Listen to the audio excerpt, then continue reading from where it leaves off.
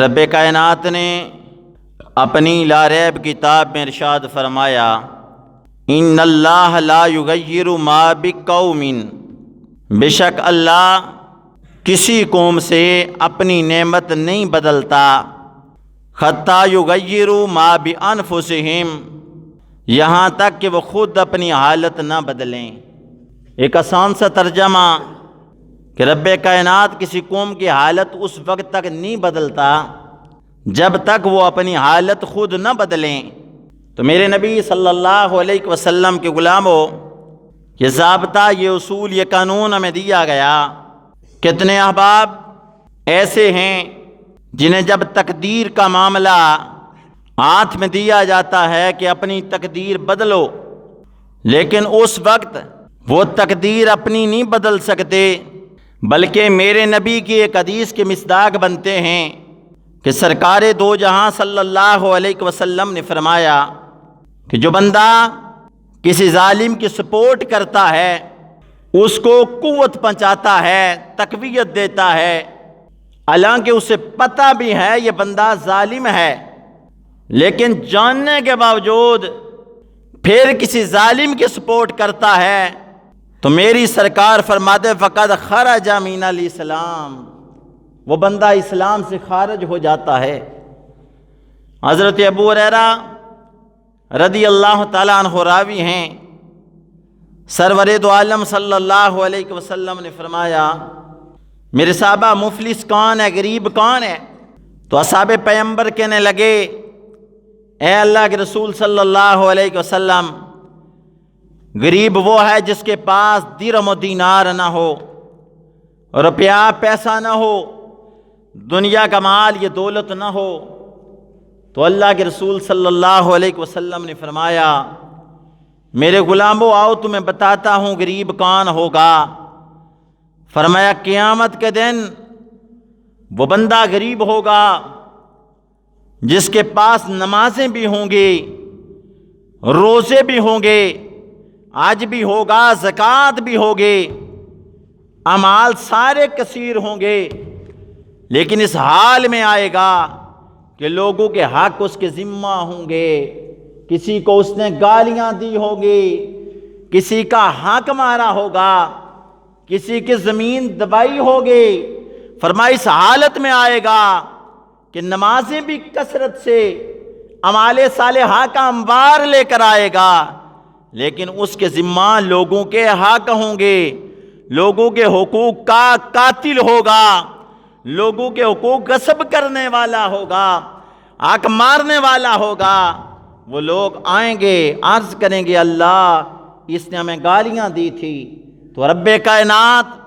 اس کی نیکیاں ان کو دیتا جائے گا۔ وہ جتنے بندے آئیں گے جن کو ستایا ہوگا، دل دکھایا ہوگا، جن کے حق مارے ہوں گے، آئیں گے اپنے حق لیتے جائیں گے، حتیٰ کہ نیکیوں کے وہ انبار سارے ختم ہو جائیں گے۔ یہ بندہ خالی ہوگا جو انبار لے کر گیا تھا، جب خالی ہو جائے گا لیکن حق لینے والے ابھی کھڑے ہوں گے،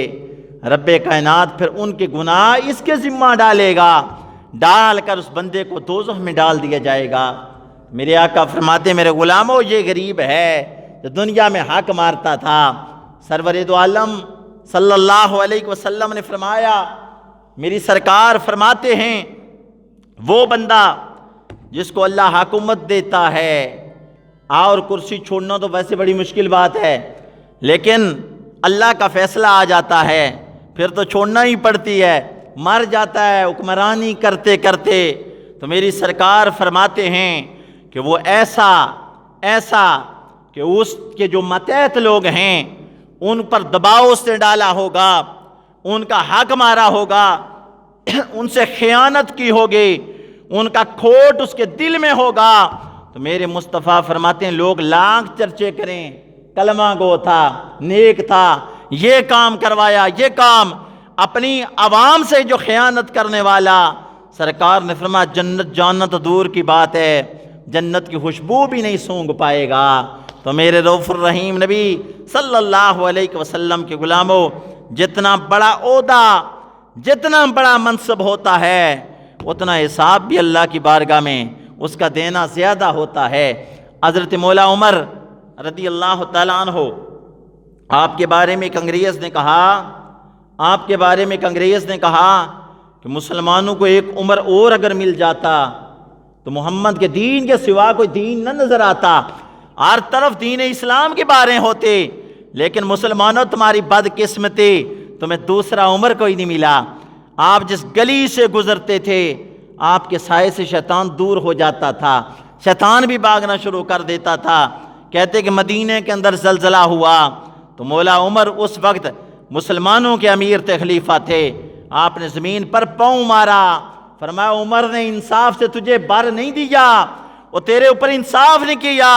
تو 1400 سال ہو گئے عمر کو دنیا سے گئے ہوئے، آج تک شہر مدینہ میں زلزلہ نہیں آیا۔ یہ وہ عمر فاروق رضی اللہ تعالیٰ عنہ ہیں۔ ایک عیسائی نے جب کتاب لکھی، عیسیٰ علیہ السلام کے ماننے والے نے، اس نے لکھا 100 عام شخصیات، ان کے نام لکھے، تو پہلے نمبر پر تھا وہ عیسیٰ علیہ السلام کا ماننے والا، لیکن اس نے پہلے نمبر پر ہمارے نبی کا نام لکھا،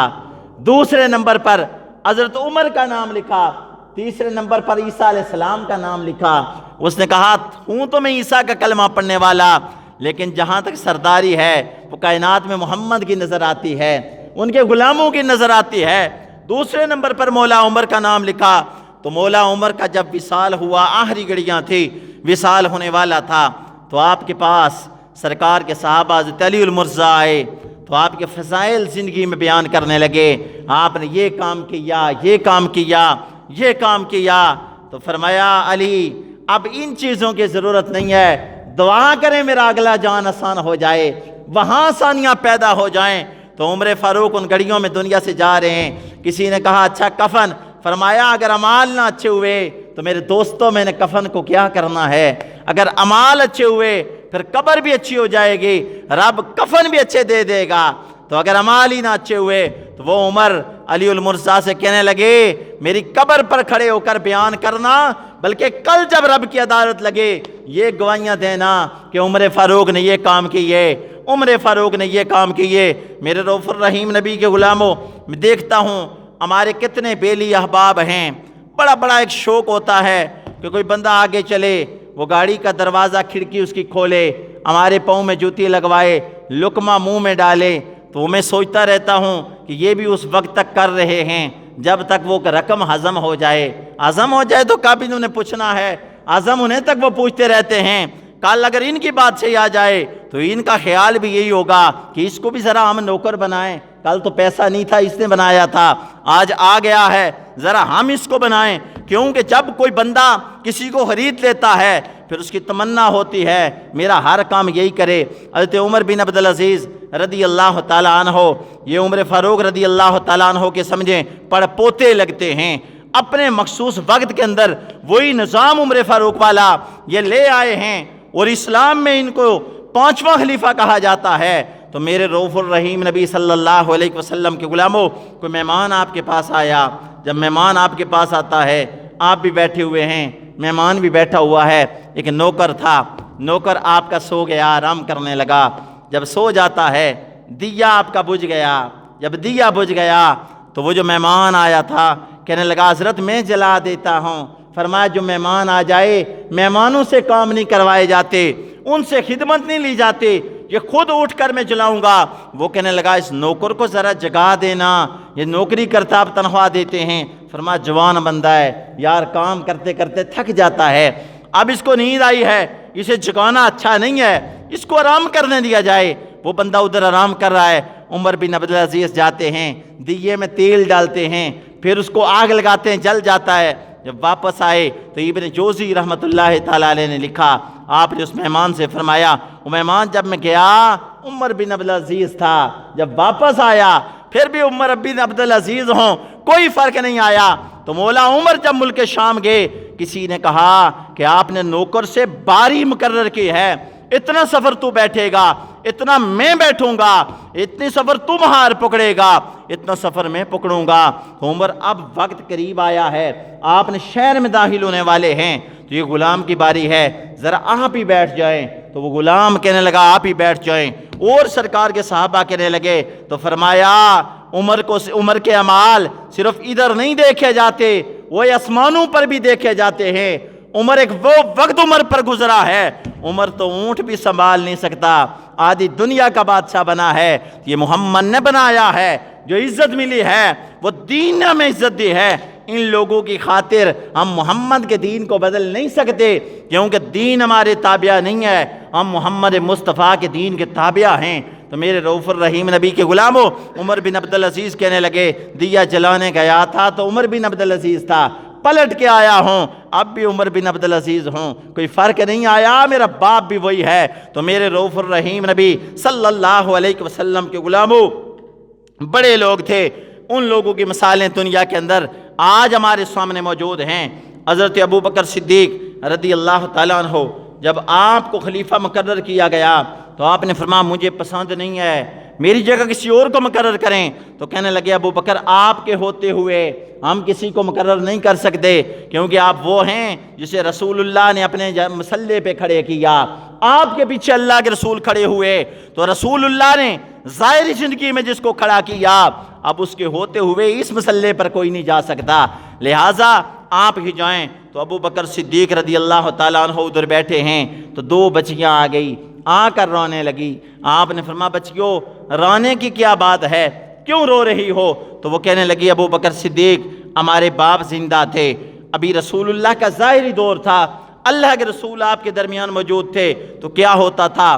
آپ ہمارے گھر جاتے تھے، بوڑھا باپ چرپائی پہ پڑا تھا، آپ ہماری بکریوں کا دودھ نکالتے تھے، وہ دودھ ہم پی لیا کرتے تھے، اب تو خلیفہ بن گئے، کام کون کرے گا؟ تو آپ نے فرمایا بچیوں رونے کی ضرورت نہیں ہے، رسول اللہ نے جو خلیفہ بنایا ہے وہ قوم کا ساتھ مجھے خادم بھی بنایا ہے، میں خدمت کروں گا، آؤں گا آپ کے گھر، آپ کی بکریوں کا دودھ پہلے کی طرح نکالوں گا، نکال کر بچوں میں آپ کو پلاؤں گا۔ تو حضرت ابوبکر صدیق خلیفہ ہوتے ہوئے یہی کام کر رہے تھے۔ تو میرے رؤوف الرحیم نبی صلی اللہ علیہ وسلم کے غلاموں، میرا رب فرماتا ہے، میرا اللہ فرماتا ہے، اللہ اس قوم کی حالت نہیں بدلتا جو اپنی حالت خود نہ بدلیں۔ اللہ موقع دیتا ہے بندے کو کہ بندے اپنی حالت بدل دے، لیکن کیا ہوتا ہے؟ وہ ہمارے مفتی فتح محمد علوی صاحب ایک دفعہ بیان کر رہے تھے، بجلی چلی گئی تو وہ کہنے لگے وطن عزیز ہے، پیارا وطن ہے، لیکن یہ وہ قوم ہے جو ووٹ دیتی ہے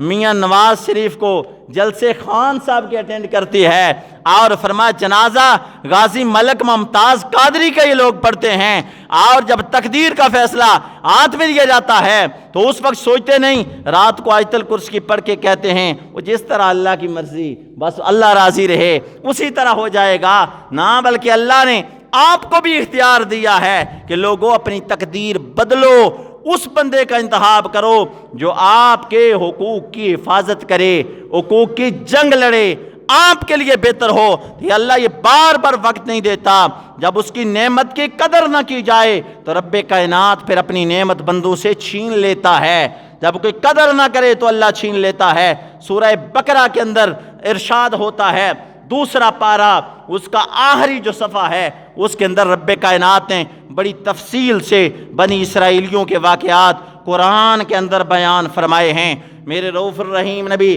صلی اللہ علیہ وسلم کے غلاموں، وہ جو بنی اسرائیل قوم موسیٰ تھی، اللہ نے ان پر من و سلوہ نازل فرمایا، اللہ ہر طرح کی ان لوگوں کو نعمت دیتا تھا۔ جب نبی کا وصال ہوا تو وہ یوشع بن نون کو چھوڑ گئے، پھر جب ان کا وصال ہوا تو پھر وہی قوم راہ راستے ہٹ گئی، بتوں کی پوجا کرنے لگے، بتوں کے پجاری بن گئے، وقت بڑا گزر گیا، پھر قوم عمالقہ ان پر مسلط ہو گئی۔ ایک بادشاہ تھا جس کا نام تھا جالوت، بڑا ظالم تھا، رب نے قرآن میں اس کا نام جالوت کا لیا، وہ ان پر مسلط ہو گیا، ان کے بچوں کو قتل کر دیتا تھا، بچیوں کو زندہ چھوڑ دیتا تھا، ان سب کو اس نے قیدی بنا لیا، قید خانے میں ڈال دیا، باری ان پر رقم مقرر کر لی، بیچارے ذلت کی زندگی گزارتے روتے، لیکن نبی کے خاندان سے کوئی نہ بچا، اب رو رہے ہیں، لیکن اس خاندان سے ایک بوڑھی مائی تھی، وہ عورت تھے، اس کے پاس وہ جاتے، مائی کی خدمت کرتے، اور ایک دفعہ مائی کے پاس ہی بیٹھے ہوئے تھے تو مائی نے جب ان کی بری حالت دیکھی، خستہ حالی دیکھی، مائی کے آنسو بھی نکل آئے، مائی ہاتھ اٹھا کر دعا کر رہی ہے، یا اللہ میں حاملہ ہوں تو جو تو مجھے دے گا میرے اللہ بچہ مجھے دینا، تاکہ ان کی یہ مشکل دور ہو جائے، ان کی پریشانی دور ہو جائے۔ تو میرے رؤوف الرحیم نبی صلی اللہ علیہ وسلم کے غلاموں، پھر کیا ہوتا ہے، اللہ نے اس کو بچہ دیا، بچے کا نام شموئیل علیہ السلام رکھا گیا، یعنی یہ اللہ کے نبی ہیں، بڑی شان والے ہیں۔ وہ بچہ جب چلنے پھرنے کے قابل ہوا، مسجد اقصیٰ میں ایک بزرگ عالم دین تھے، ان کے حوالے کیا گیا۔ بچہ جب ان کے حوالے، ان سے توراۃ کا علم سیکھتا ہے، پھر بچہ جب پڑھنے لگا، اتنے میں کیا ہوا، بچے کی جب مخصوص عمر ہوئی، رات ایک دن بچہ اپنے استاد کے قریب سویا تھا، آواز سنی کہ میرے استاد کی آواز آئی، اٹھ کر استاد کے پاس بیٹھ گیا، کہنے لگا میرے استاد آپ نے مجھے بلایا۔ تو استاد تو سمجھ گئے، کہنے لگے بیٹا سو جا۔ یہ نہیں کہا میں نے نہیں بلایا، آئی پھر آواز وہ فرشتے کی تھی، یعنی جبریل امین آئے تھے۔ بچے کی عمر ہو گئی تھی کہ اس پر وحی نازل ہوتی، اللہ کا نبی تھا، تو آپ نے سوچا پتہ نہیں ڈر جائے گا، فرمایا بچے سو جا۔ پھر آواز آئی، بچہ آیا استادوں کے پاس، پھر کہنے لگے بچہ میں تجھے بلاؤں، اب تیسری مرتبہ نہیں اٹھنا ہے۔ بچہ ادھر ہی لیٹا ہوا تھا، تو جبریل امین اپنی ظاہری صورت میں بچے کے سامنے جب آئے اور آ کر اللہ کا پیغام سنایا کہ آپ اللہ کے نبی ہیں، اپنی قوم کے اندر جائیں اور اعلان کریں کہ میری قوم میں اللہ کا نبی ہوں۔ آپ جب قوم کے سامنے آئے تو قوم کہنے لگی اتنا جلدی یہ نبی کیسے بن گیا، یہ تو بڑا غریب تھا، کل کی بات ہے۔ طرح طرح کی جب باتیں کرنے لگی تو آپ نے انہیں ڈرایا، پھر فرمانے لگے اللہ سے ڈرو، اللہ نے مجھے نبی بنایا ہے، اور کہنے لگے اگر آپ نبی ہیں ہمارے لیے کوئی بادشاہ مقرر کر دیں، بادشاہ مقرر کر دیں جس کے ساتھ ہم جنگ کریں، اللہ کے جو دشمن ہیں ان کے ساتھ جنگ کریں۔ آپ نے فرمایا ہو سکتا ہے قوم موسیٰ کی طرح تم یہ کہو کہ موسیٰ تو لڑ، تیرا اللہ لڑے، ہم سے نہیں لڑا جاتا، پھر ایسی بات نہ کرنا۔ بڑی انہوں نے یقین دانی کروائی، تو کیا ہوا، آپ نے طالوت کو بادشاہ مقرر کیا۔ ایک نام قرآن میں جالوت آتا ہے، ایک طالوت آتا ہے، دوسرا پارہ اس کا آخری صفحہ۔ تو میرے رؤوف الرحیم نبی کے غلاموں، طالوت کو آپ نے بادشاہ جب مقرر کیا تو طالوت ان کے پاس جب آئے تو وہ کہنے لگے یہ تو بڑا غریب ہے، اولاد یعقوب سے نہیں ہے، جن سے نبوت چلی ان سے بھی نہیں ہے، جن سے بادشاہت چلی ان سے بھی یہ نہیں ہے، لہٰذا ہم اس کو قبول نہیں کرتے، کیوں بڑا اونچا اس کا خاندان نہیں ہے، قبول ہم اس کو نہیں کرتے۔ انہوں نے انکار جب کر دیا تو پھر کیا ہوتا ہے، کہنے لگے اپنے بادشاہ ہونے پر کوئی دلیل پیش کر دے، کوئی دلیل پیش کر دے۔ آپ نبی کی بارگاہ میں آئے تو آپ نبی کی بارگاہ میں جب عرض کرنے لگے تو حضرت شموئیل علیہ السلام فرمانے لگے کہ ان سے کہہ دو کہ تمہارے پاس ایک صندوق آئے گا جو موسیٰ علیہ السلام کے پاس تھا، جہاں بھی جاتے وہ صندوق سامنے ہوتا، اللہ ان کو فتح عطا فرما دیتا، تو آپ وہ صندوق آپ کے پاس آئے گا، کیونکہ جو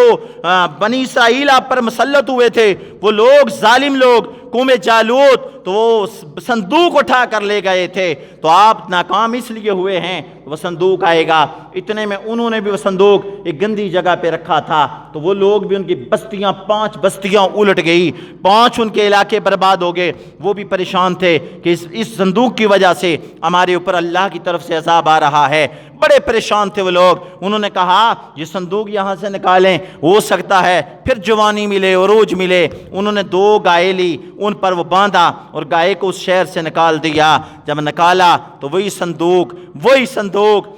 طالوت کے پاس آیا، جو بنی اسرائیل نے دیکھا، کہنے لگے یہی بادشاہ ہے، اس صندوق کی وجہ سے کامیابی ملتی تھی۔ اب وہ صندوق آ گیا، اس صندوق کے اندر کیا ہے، موسیٰ علیہ السلام کے کپڑے ہیں، ان کا وہ عصا ہے، ان کے نالین ہیں، حضرت ہارون کے ہیں، فرمایا باقی نبیوں کے ہیں، تو ان کی وجہ سے ان کو کامیابی ملتے تھے۔ تو جو ان تبرکات کی بے حرمتی کرتے ہیں وہ برباد ہو جاتے ہیں، اور دنیا کے اندر انہیں ذلت کا سامنا کرنا پڑتا ہے۔ تو جو تبرکات کے جناب والا توہین کریں اور اس کو اچھی جگہ پہ نہ رکھیں، وہ دنیا میں برباد ہو جاتے ہیں۔ تو جن ہستیوں کے وہ تبرکات ہیں، وہ ہستیاں کتنے مقام والی ہوں گے، وہ نبی اللہ کے ولی کتنے شان والے ہوں گے، جن کے جسم سے وہ لگے تو ان کو اللہ نے یہ کمال عطا فرمائے۔ تو میرے رؤوف الرحیم نبی کے غلاموں، انہوں نے یہ صندوق دیکھا تو کہنے لگے یہی ہماری کامیابی کا باعث ہے، اپنے پاس رکھ لیا۔ جالوت کو اپنا بادشاہ، طالوت کو اپنا بادشاہ مانا۔ پھر طالوت کہنے لگے اب بادشاہ مجھے مان لیا ہے، اب جالوت سے جنگ کرنی ہے، جنہوں نے بنی اسرائیل پر اتنے ظلم کیے، اس قوم کو تیار کیا، جب تیار ہوئے لشکر لے کر جانے لگے مسجد اقصیٰ کی طرف، تو فرمایا کہ نہر آئے گی، اس نہر سے تم نے پانی نہیں پینا ہے، اگر پینا ہے تو چلو بھر کے تھوڑا سا پینا، زیادہ نہ پینا، جو زیادہ پیے گا میری جماعت میں نہیں رہ سکے گا۔ تو پھر اللہ کی طرف سے بڑا ایک امتحان تھا، سخت گرمی تھی، رستہ بڑا مشکل تھا، جب نہر سے گزرنے لگے تو وہ پانی برداشت نہ کر سکے، پانی کو دیکھ کر نہ رہ سکے، پانی پینا شروع کر دیا۔ صرف 313 لوگ جتنے غزوہ بدر میں میرے نبی کے صحابی تھے اتنے لوگ بچ گئے جنہوں نے اپنے نبی کے حکم کی نافرمانی خلاف ورزی نہیں کی۔ تو وہ کیا کیا، چلو سے پانی پیا، آگے نکل گئے۔ باقی جنہوں نے سیر ہو کے پانی پیا، پیاس نے اور ان کو ستایا۔ آگے جالوت کو دیکھا، بڑے قد والا تھا، ڈر گئے، کہنے لگے ہم مقابلہ نہیں کر سکتے، طالوت پلٹ کے جانا بہتر ہے۔ فرمایا یہ کام ہم نہیں کر سکتے کہ پلٹ کے جائیں، نبی کا حکم ہے اور نبی مرضی سے نہیں بولتا، اللہ کی مرضی سے بولتا ہے، لہٰذا ہم چھوڑ کر اللہ کے نبی کے حکم کو پس پشت نہیں ڈال سکتے۔ تو میرے رؤوف الرحیم نبی کے غلاموں، پھر کیا ہوتا ہے، وہ 313 جب گئے تو اتنے میں جالوت مقابلے کے لیے سامنے آیا۔ مقابلے کے لیے جب سامنے آیا، کہنے لگا کون ہے جو میرا مقابلہ کرے؟ اس کا جسم بھی بڑا طاقتور تھا، بڑا پہلوان تھا، لیکن کون مقابلے میں جائے؟ حضرت طالوت جو بادشاہ تھے انہوں نے کہا کون جائے گا؟ داؤد علیہ السلام۔ آپ ابھی چھوٹے بچے تھے، ابھرتی ہوئی جوانی تھی، تو آپ نے فرمایا ٹھیک ہے میں مقابلہ کروں گا۔ مقابلے کے لیے آپ آگے نکلے، فرمایا اپنی بیٹی کا نکاح بھی تیرے ساتھ کروں گا، آدھی بادشاہی بھی تجھے دوں گا، تو مقابلہ کر۔ آپ جب فوراً گئے، 3 آپ کے پاس پتھر تھے، ہتھیار لے کر جب میدان میں گئے تو وہ جالوت بڑی بڑی باتیں کرنے لگا۔ پلٹ کے واپس آئے تو سارے کہنے لگے یہ تو پلٹ کے آیا۔ آپ نے فرمایا طالوت سن لے، میں اس لیے پلٹ کے نہیں آیا کہ اس کا غرور، اس کا تکبر دیکھ کے ڈر گیا، اس کی طاقت دیکھ کے ڈر گیا، بلکہ میں اس لیے آیا ہوں، میں صرف اس لیے آیا ہوں کہ میں ہتھیاروں سے نہیں لڑوں گا، میرے پاس کچھ اپنے ہتھیار ہیں، کچھ پتھر ہیں، میں ان سے لڑوں گا۔ اگر اللہ نے مدد نہ کی تو پھر ہتھیاروں کا کیا کرنا ہے؟ اگر اللہ نے مدد کی تو میرے پاس جو پتھر ہیں وہ کافی ہیں۔ آپ جب لڑنے لگے، ایک پتھر مارا، اس کے سر میں لگا، جب سر میں لگتا ہے زمین پہ گرتا ہے، اور جب زمین پہ گرا اس کی روح جب پرواز کرنے لگے، کان سے پکڑا، حضرت طالوت کی بارگاہ میں لے آئے، کہنے لگے یہ وہ بڑا بادشاہ تھا جس سے سب ڈرتے تھے، اب دیکھو میں نے اس کو خاک کے اندر ملا دیا۔ حضرت جناب والا داؤد علیہ السلام نے کام تمام کیا۔ آپ کا جو بادشاہ طالوت بہت خوش ہوا۔ تو علماء فرماتے ہیں کہ جب اللہ کی نعمت کی قدر نہ کی جائے پھر اللہ اپنی نعمتیں چھین لیتا ہے، اس کی نعمت کی اگر قدر کی جائے تو پھر وہ اپنی نعمتیں اور بندے کو دیتا رہتا ہے، نعمتوں میں کمی نہیں آنے دیتا۔ لَإِن شَكَرْتُمْ لَأَزِيدَنَّكُمْ، اگر اللہ کی نعمتوں پر شکر کرو گے اللہ پھر کمی نہیں انہیں دے گا، اللہ زیادہ دے گا۔